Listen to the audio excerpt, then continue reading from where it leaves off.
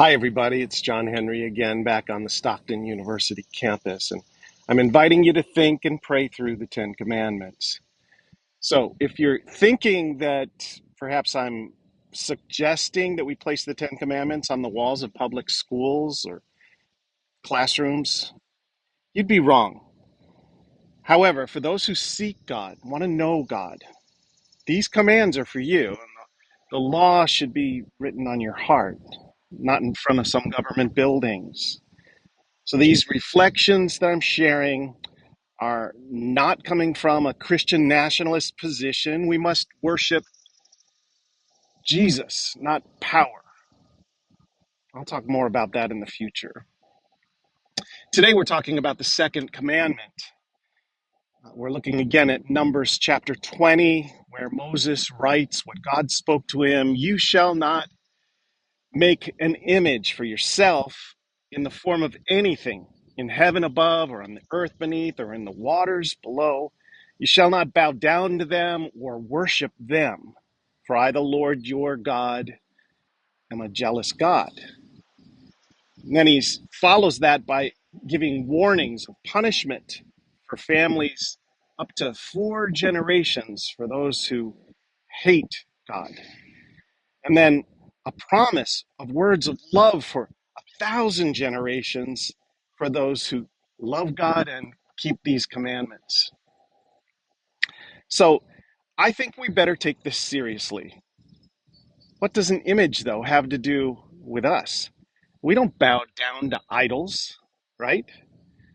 I'm standing by the G. Larry James Field and the Sports Center on the Stockton Galloway campus.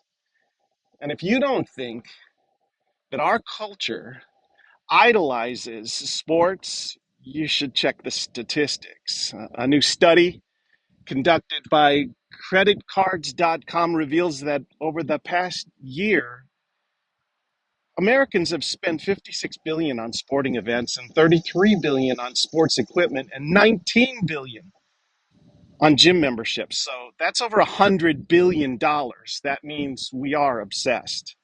Compare that to how Americans spent only 27 billion on books in 2015. Money reveals priorities. Now, Stockton is not a major research university, but they may aspire to becoming one. And it's always about the money. Page Smith wrote about higher education in his book, Killing the Spirit.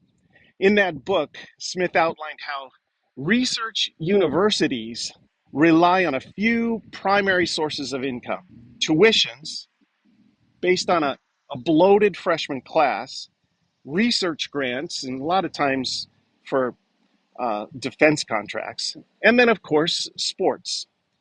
All three of these sources may be related to our second commandment. The research and publishing that professors must do for funding is why many professors are too busy to be engaged in teaching that bloated freshman class. So they send in a TA with very minimal experience in teaching, and usually they're a foreign student where English is their second language. So the bright-eyed young freshman goes into class swimming upstream to survive. But that doesn't matter really because, well, the university's bills need to get paid to keep building bigger and better programs. And all of this at the expense of young students who are told to make the sacrifice, take a loan, go to university. Why? So they can get a good job. But they didn't know they would become the sacrifice to support a university that doesn't really even care about them. Education is like sports, it's about competition. It's literally survival of the fittest. We celebrate and make sacrifices for our favorite sports figures and teams. We buy gear, tickets, follow leaderboards, and spend entire days and weekends dedicating our time to our favorite sport. We go to games instead of church, and we have no time to sit down for a family meal. Staying active through sports is a good thing, though, right? But when it requires sacrifices to an image that we want to protect or project to the world, that good thing may just be an idol. The arts are like sports, both are intended for celebration. In Numbers chapter 21, there's a story of a work of art that Moses created. The children of Israel were getting bitten by venomous snakes, so God instructed Moses to make a bronze snake and put it on a pole. He lifted that work of art for people to see, and they were healed.